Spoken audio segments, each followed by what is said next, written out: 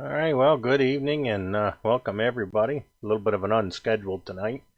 This weekend has been horrible for POTA. I've had nothing but downpour rain and hail all weekend, so I didn't get to go out and do any POTA for the Support Your Parks. It's unfortunate, but I wanted to do a little more, another little study session here, so we'll kind of go from there. And yeah, I've been a general about a year now, so I'm still working on it myself. Don't worry about it, James. It's at your own pace. So as long as you're having fun getting on the air and enjoying the hobby, doesn't matter. It's all good information either way. So what I've been doing is just going through about 10 or 15 of the questions as I've been going along, and I've got them all saved on a playlist too if you ever want to go back through. So let me switch over the camera view here.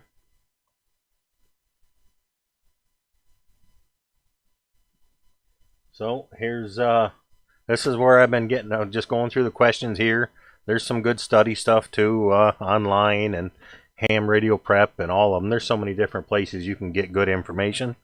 So this has helped me retain some of the info though, is just by reading the questions through the videos I've been doing.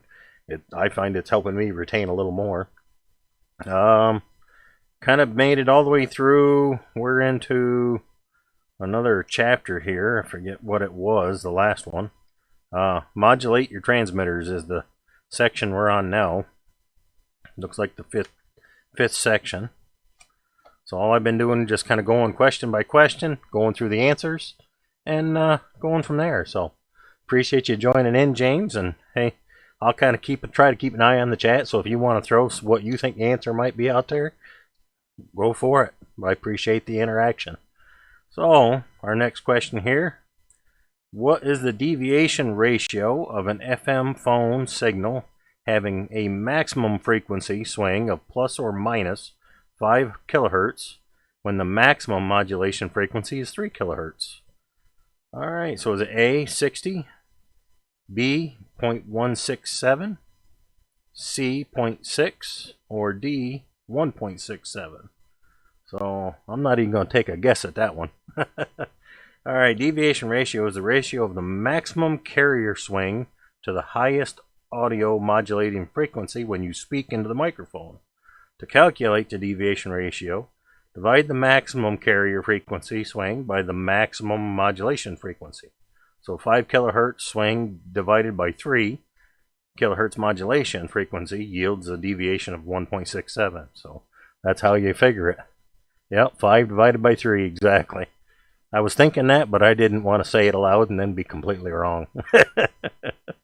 All right, so what is the deviation ratio of an FM phone signal having the maximum frequency swing of plus or minus 5 kilohertz when the maximum modulation frequency is 3? Correct answer is D, 1.67. All right, so right there's a little picture of the formula. Basically, deviation ratio equals maximum carrier frequency deviation in kilohertz, maximum modulation frequency in kilohertz. So if you get a question on your test that isn't necessarily in kilohertz, I think it's going to be a similar principle to your high school math, where you're going to have to convert it into kilohertz and then do your division, or do your division and then convert. So a little good to know thing here. It just says modulation index versus deviation ratio. It says various FM services specify the deviation ratio of FM transmissions. The deviation ratio is a fixed value of the maximum deviation allowed for a given modulating frequency or given service. There are various FCC assigned deviation ratios for, say, FM broadcasting or commercial VHF 2A radios. So, good food for thought there. So, our next question here. What is the deviation ratio of an FM phone signal having a maximum frequency swing of plus or minus 7.5 kilohertz when the maximum modulated frequency is 3.5? So there again, you do your division. I would imagine. So 7 divided by 3.5, obviously it can be like probably the 2.14, but is it A, 2.14, B, 0.214, C, 0.47, or D, 47? To calculate deviation ratio of an FM signal, simply divide the maximum carrier frequency swing by the maximum modulated frequency. 7.5 kilohertz carrier frequency divided by 3.5 modulated frequency yields deviation ratio of 2.14. Simple, huh? Yeah, sometimes. I've never liked math. So, what is the deviation ratio of an FM phone signal having a maximum frequency swing of plus or minus 7.5 kilohertz when the modulation frequency is 3.5? Correct answer is A, 2.14. Is there another? Nope. So it just kind of shows a little thing here. Check how many kilohertz of deviation you have on FM with this handy deviation meter.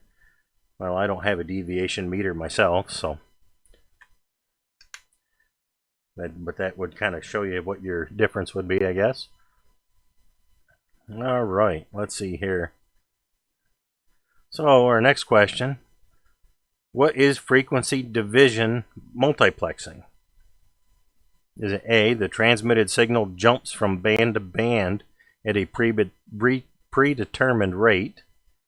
B, two or more information streams are merged into a base band which then modulates the transmitter. C, the transmitted signal is divided into packets of information. Or D, two or more information streams are merged into a digital combiner which then pulse position modulate the transmitter. I'm almost thinking might be C, being divided into packets of information. Let's see. The information streams are the baseband. Each information stream is modulated onto a subcarrier, upconverting it, which is then used to modulate the carrier. In the receiver, the subcarriers are removed by passband filters. Then each information stream is recovered by downconverting the subcarrier to baseband. The correct answer is B. So what is frequency division multiplexing? Correct answer is B. Two or more information streams are merged into a baseband which then modulates the transmitter. Definitely very technical, the extra portion. So, our next question here. What is digital time division multiplexing? Or what is digital time division multiplexing? Okay. A, two or more data streams are assigned to discrete subcarriers on an FM transmitter. B, two or more signals are arranged to share discrete time slots of data transmission. C, two or more data streams share the same channel by transmitting the time transmission as the subcarrier. Or D, two or more signals are quadrature modulated to increase bandwidth efficiency. So, time division multiplexing, TDM, allows multiple users to share the same transmit and receive channel divided into discrete time slots for sending data. The modern form of signaling is used most by commercial and telecommunications point-to-point broadcasting, but hams with the right equipment can take advantage of this frequency-conserving technology. The two signals don't actually share discrete time slots, rather they are separated by each using a different time slot.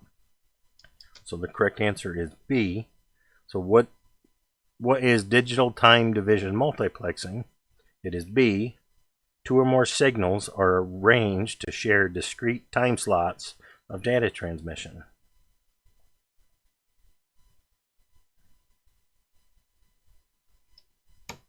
This is obviously session 14 so far of this. I've gone through quite a few questions, but there's still, I don't think might be about half done with this Element 4 book. So there's definitely a lot of. So all right, here's a little thing here. So Time multiplexing and demultiplexing. Kind of shows, you got your signal 1, 2, and 3 going into a multiplexer, being synchronized, with basically a synchronizing signal. And then you've got time slot 6 is signal 3, time slot 5 is signal 2, time slot 4 is signal 1, and then time slot 3 is signal 3, signal 2 is time slot 2, and signal 1 is time slot 1. And then it goes into a synchronizing signal into a demultiplexer, which then separates the 3 signals back out again. Just as a good overview of that one.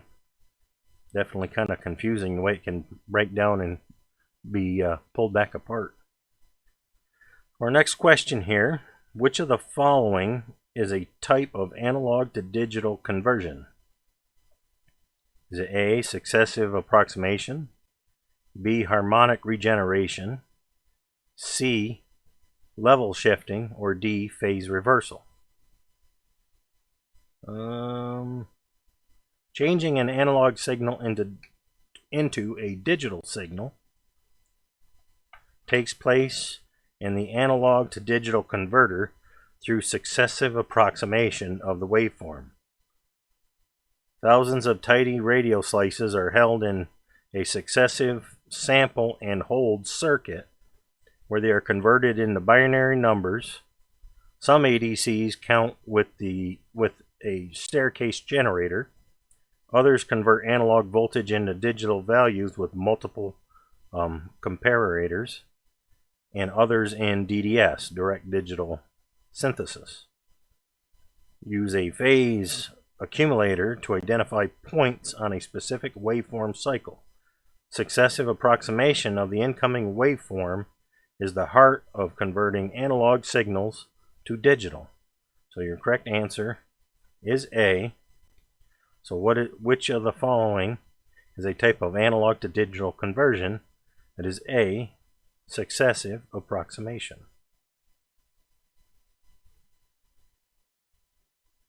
And that one was a mouthful. Really humble. You think you learned a lot in the hobby, and you think you're doing pretty good and understanding the bands and understanding your radio use, and you really think you're fine-tuning things until you start reading through some of these questions, and it's definitely very humbling for me anyways. Alright, let's see here. So our next question here, which of the following is a measure of the quality of an analog to digital converter? A, total harmonic distortion, B, peak envelope power, C, reciprocal mixing, or D, power factor? I think it might be power factor. Just thinking your WSJTX and how you've got your signal strength plus or minus, and then you've got your power factor where you can kind of adjust that a little bit. But I might be on the wrong thought process there.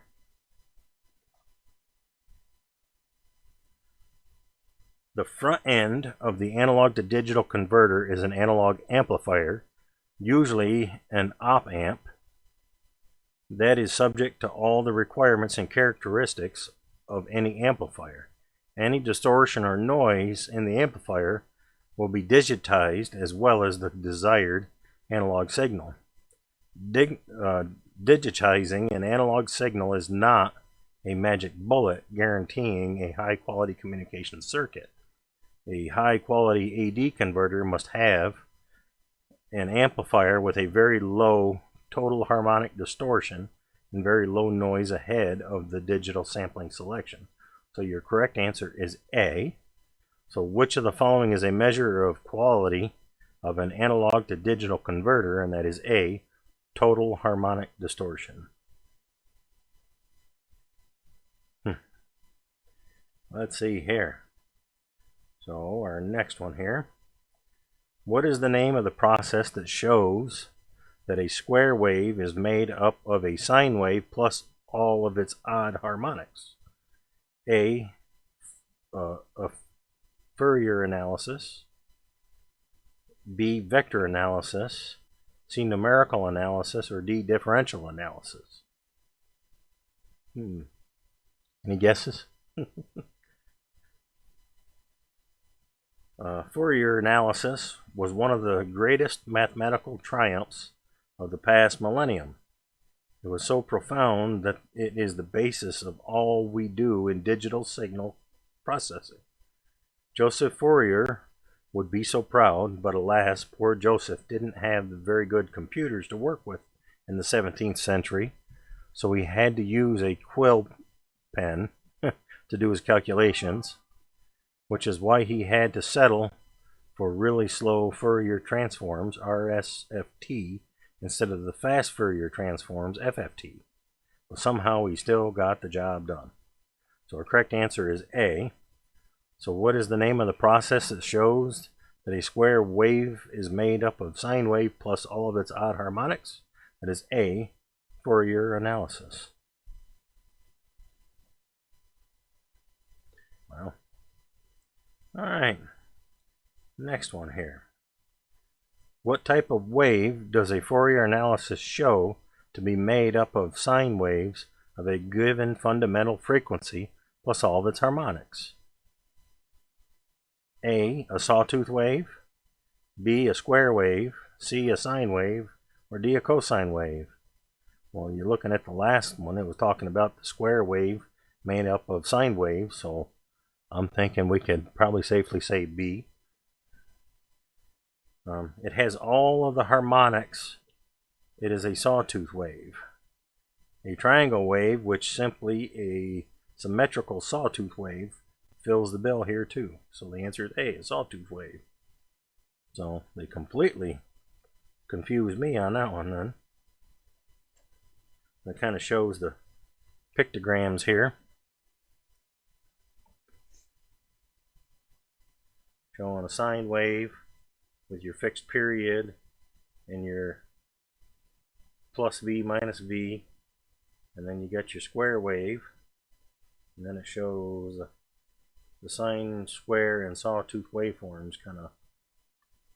So maybe it's kind of an either or thing, I don't know. So get on to our next one here. What of the following instruments would be the most accurate for measuring the RMS voltage of a complex waveform? A grid dip meter, B, an AD arsenal meter, C, an absorption wave meter, or D, a true RMS calculating meter? Complex waveforms are tough to measure, especially the speech characteristics of human voice.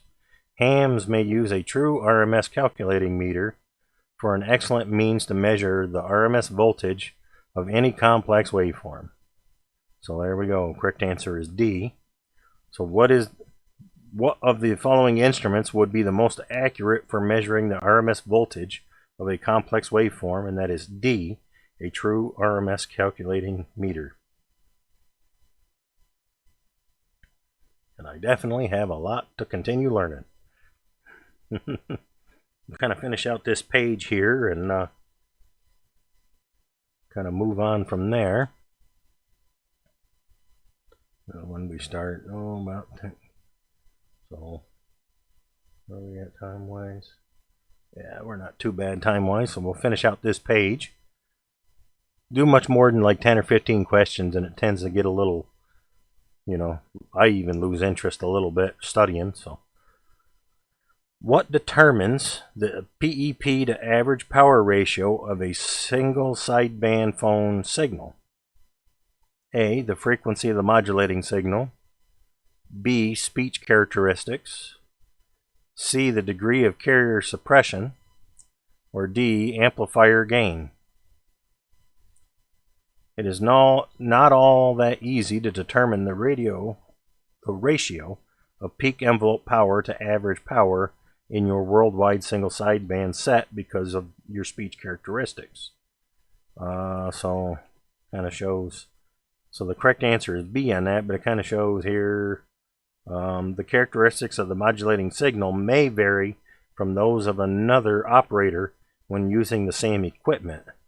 Speech compression is specifically designed to reduce the peak to average power of a single sideband signal.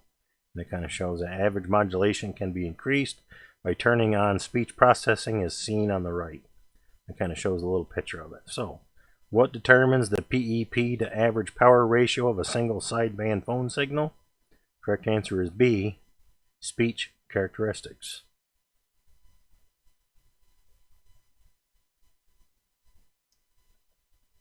Okay, and next one here. What is the approximate ratio of PEP to average power in a typical single sideband phone signal? A, 2.5 to 1, B, 25 to 1, C, 1 to 1, or D, 100 to 1. When you talk about power output from your single sideband worldwide set, we normally refer to peak envelope power. Depending on your modulation, the ratio of PEP to average power is about 2.5 to 1, assuming no artificial speech compression is employed. You can remember 2.5 because it is very close to 2.5 kilohertz of bandwidth occupied by a properly modulated single sideband signal. So the correct answer is A. So what is the approximate ratio of PEP to average power in a typical single sideband phone signal? Answer is A, 2.5 to 1. And it kind of shows here a spectral plot of a single sideband signal to the side here. We've been going just about a half an hour. And that's where we'll end it there on the studying for tonight.